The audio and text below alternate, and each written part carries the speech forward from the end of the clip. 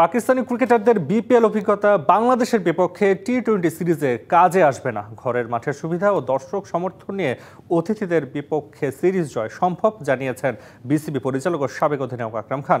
পাকিস্তানের বিপক্ষে পরিস্থিতি বুঝে খেলতে পারলে সাফল্য আসবে বিশ্বাস আকরামের। বিপিএলের সিংহভাগ বিদেশি ক্রিকেটাররাই পাকিস্তানি। সে সুবাদে বাংলাদেশের কন্ডিশন সম্পর্কে ভালো ধারণা আছে।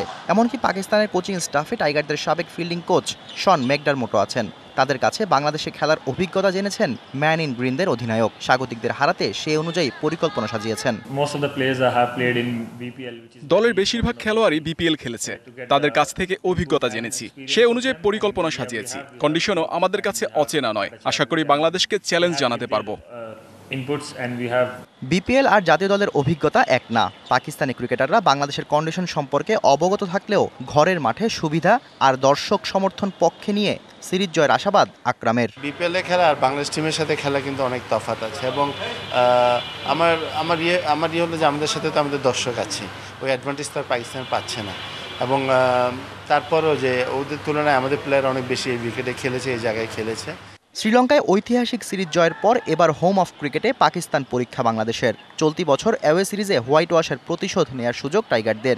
সিরিজ জিততে পরিস্থিতি বুঝে খেলার পরামর্শ আকরামের। It's not that easy.